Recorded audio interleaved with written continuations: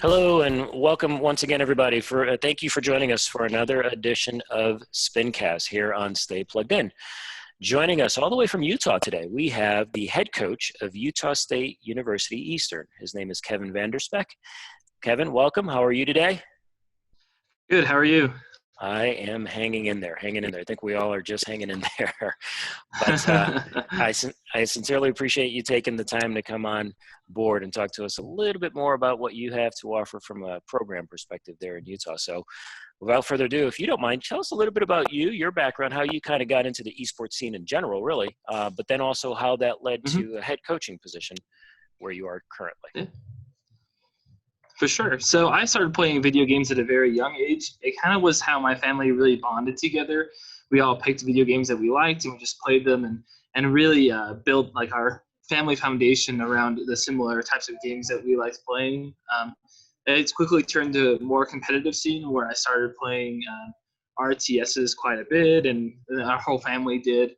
And then I kind of started at the Utah State University Eastern as just a student who liked to play video games. And the administration here really knew that. They knew that I really liked to play these games and not consumed, but it really helped me throughout my education. And so when they really started to look at starting an esports team and what that means for the school, they looked towards me as I was already a member of the community and just asked me to start it essentially. And asked a lot of questions about the equipment that we needed, the startup costs that we needed. And so it really was just the beginning of, I was a big part of the community and I like to play video games. And so they picked me to kind of help them out with it.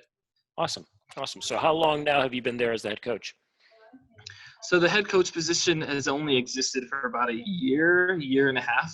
And I'm the first and so far the only person who's held the position. So let's hang on to that job as long as we can. Let's do that. Yeah, definitely. Talk a little bit about the games that are played at the competitive level there for you. Sure. So the games are really restricted to what the students want to do. So as long as there's enough students who want to compete in a video game and there's a league out there for us to compete in, we can do it. And so right now we actually just gave out or are giving out in the fall our first set of scholarships for Rocket League. Nice. And so that's really where a lot of our competition is going to be focused. And as the seasons kind of progress and we build more of a name for ourselves, the numbers of scholarships, also the dollars that we give will increase over time. But we do other games too, like Fortnite and Rainbow Six Siege and Super Smash Brothers. We do Hearthstone, League of Legends. We're hoping to pick up Valorant here as it comes out this summer is what I heard. Yep. So those are some of the major ones that we do. Got it. Talk a little bit about the size of the organization from the competitive teams. Certainly, I'm sure you probably have some social players as well. How many students total, roughly, are involved? So at the beginning of the team, there was just myself and one other person, and I started as a student, and that quickly turned into 20 people. And sitting at the fall numbers, we're currently looking at 37 to be on the team competing. So, and hopefully we're going to increase that number more and more as more titles become more and more competitive. And as our numbers kind of increase, so does like funding and stuff like that. So I think 37 is a pretty strong number right now, and we're going to hopefully increase it when more of the students come in the fall. Because a lot of the students that we get now are they're freshmen who have never heard of esports besides like the games that they play themselves. And so they'll come and like see that it's an actual thing and they'll want to compete. So I think that number is going to go up for sure.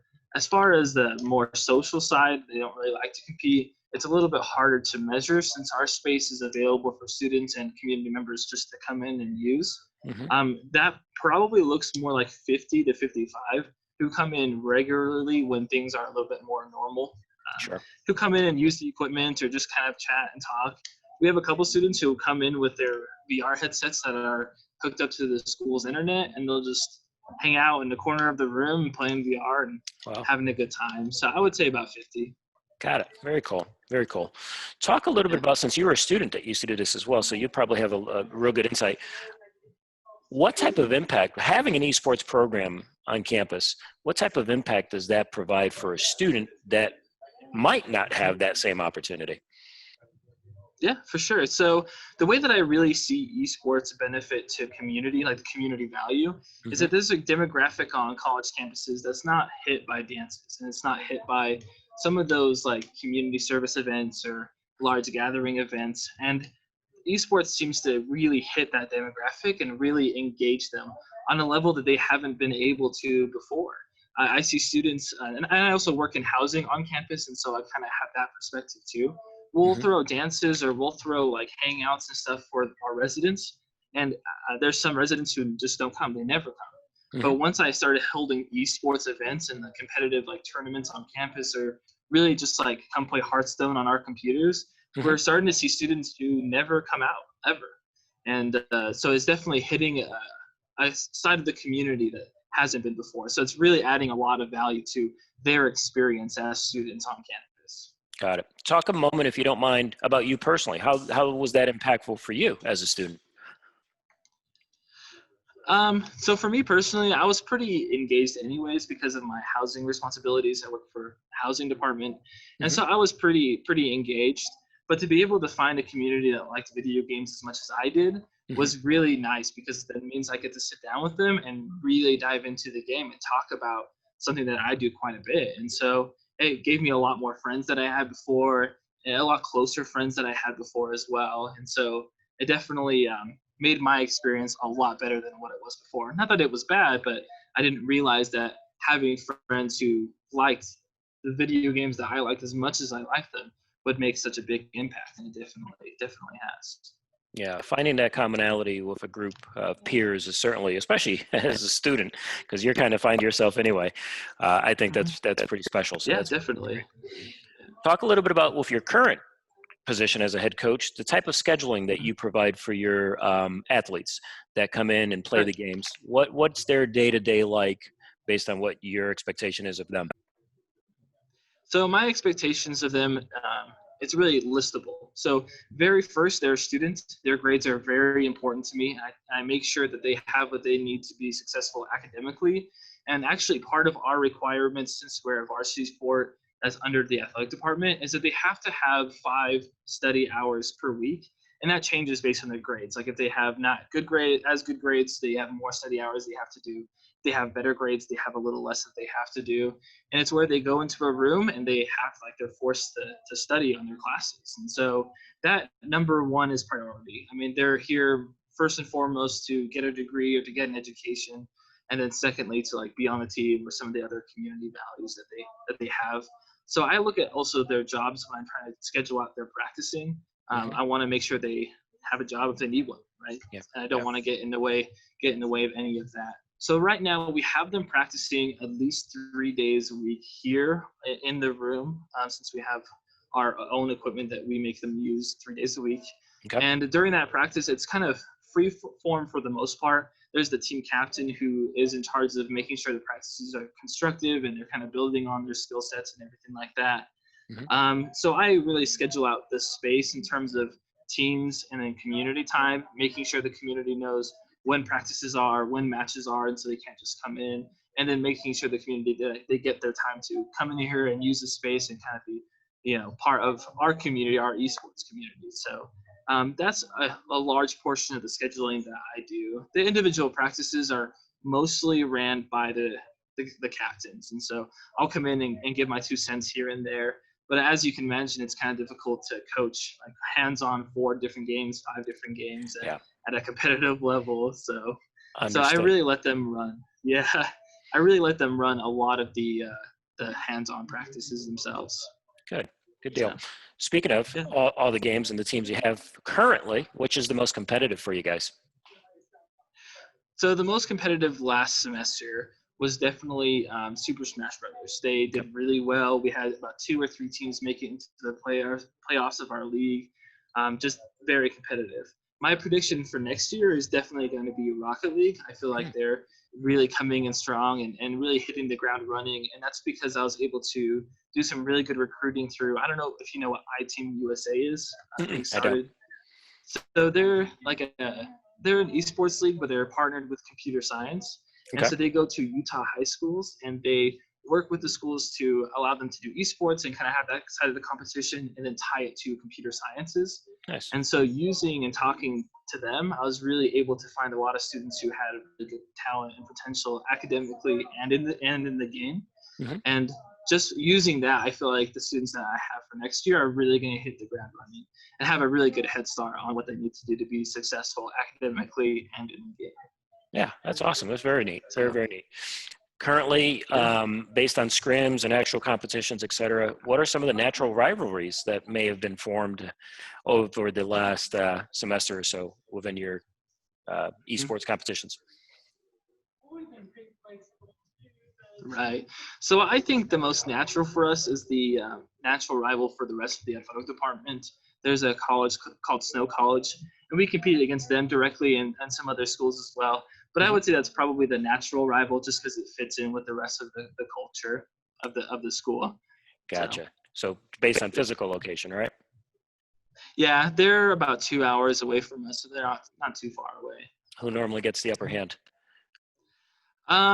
So far it's been them, but I feel like we definitely are hitting the ground running next year and give them a run for their money, I guess you could say. Good. Good deal. Good deal. Yeah, Talk a, definitely. talk a little bit about, now that you've been able to be in the role as a student player, now you're the head coach. As now that you've gone from one role to the next, what are some of the opportunities you foresee for some of your students as they graduate, and what are some of the roles that they can take, whether it's in the esports space or any other space, based on their previous play in esports?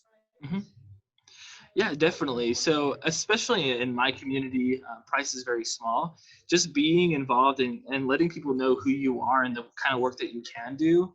These students definitely have opportunities in the school and in the community to use the name that they make for themselves in the esports space to propel themselves into different like fields that they can. As an example, I guess me being part of esports is a good example of that because I started Mm-hmm. off in housing and then now I'm the head coach of esports. And so definitely just getting their name out there to the public and to show people what they can do for an esports specific like a focus. Mm-hmm. My assistant coach actually was a player as well.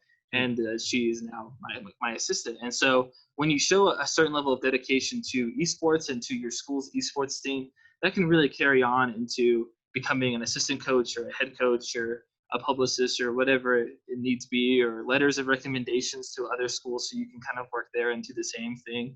So as far as getting a job after esports and what esports can help you do, it really works well as a community engagement. And this is what I'm doing for my school, and this is what I'm doing for like myself and my education. And you can definitely use that to get a lot of good recommendations and job opportunities. Absolutely. Absolutely. That's fantastic. Yeah, And have fun while doing it. So just on a yeah, personal level, definitely. are you still gaming yourself? Do you find time to be able to jump on the computer and hit some games?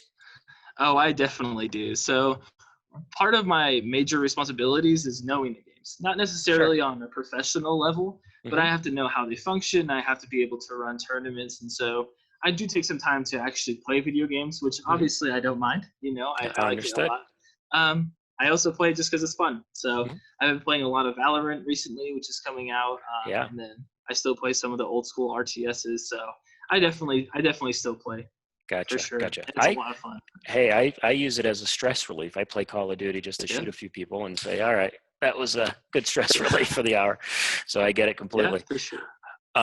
Talk a little bit about fast forwarding into the future and what you would Mhm. like to see in the esports space in general. That's part one. And then secondarily, for your collegiate space, what would you like to see over the next, say, 3 to 4 years happen in this space, but then also for your university?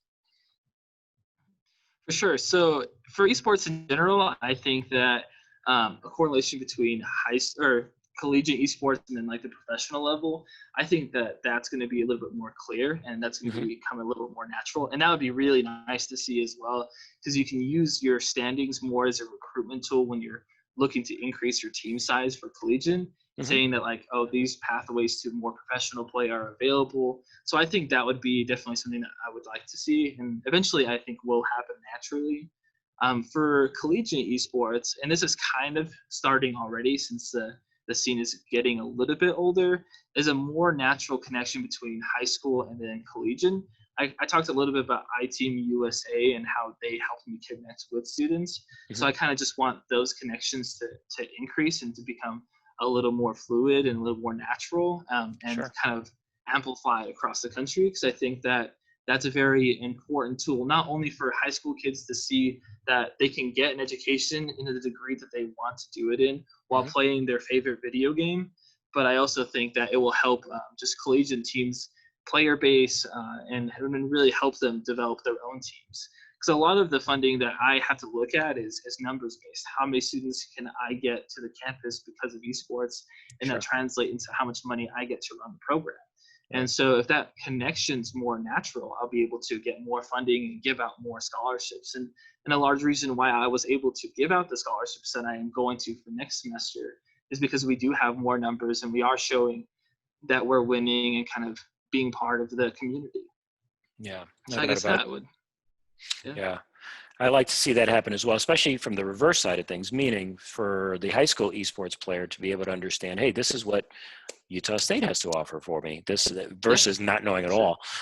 So hopefully more and more parents will ask for that type of information and be able to see what specifically a university like yours or any other college universities out there are able to offer. So last quick question for you, and then we're going to be up on time here. But if you could change anything, something that you don't like in the esports space, what would that be? Oh man, that's a hard one. I didn't expect that one for sure. Sorry, that's why I left it for last. That's fair. I guess I would say there's a lot of leagues out there, and to shuffle through all the information takes a lot of time. I mean, when we were trying to find what leagues we wanted to compete in, we were looking at 5, 6, 7 different national leagues that all had their own rules and regulations, and they all did different games and everything like that. And so it was really hard to pick what leagues we wanted to be part of and what leagues we didn't want to be part of. Luckily, you can be as part of as many as you want to be, and so there's not a restriction there. But just then, just shuffling through all the information takes so much time for each league that sometimes it's hard to keep straight. Okay, well, this league has these rules, and so we need to make sure we follow those. But then this league has a bunch of different rules. We got to make sure we follow those. And so I really, I'm not a big fan of having to shuffle through tons of that, just because it just takes so much time. It takes a lot of time out of my hands, and I'd rather use that by talking to new students and trying to give them opportunities and stuff like that. And it's going to get better eventually when some leagues are more accredited than other leagues. It's just in the beginning, there's a lot of shuffling around and a lot of, I want to do this and they want to do this. And so it will get better. And I kind of see that already, but that's definitely something I would change, is the amount of like just raw information there is. Yeah, no, understood. It's such a growing space in general that I think you find a rush by a number of people trying to get into see if they can create those leagues and get some of the teams going through there versus just one standard governing body, which I think over time we'll see something a little bit more consistent across the board too. I hope so, because I think for a number of reasons, not just the one you mentioned, I think it would help out with a number of different things. So, but we are up on time. But Kevin, again, I really do appreciate you coming in and taking some time to just tell us a little bit more, as I mentioned, about your university there. We certainly wish you the very best. I'd love to make sure that we touch base again in the fall, just kind of catch back up, see how you're doing, see how that Rocket League starts off for you. Definitely. And maybe go from there. So thanks again for being on Spincast here with Stay Plugged In, and we wish you the very best. Thank you. Thank you.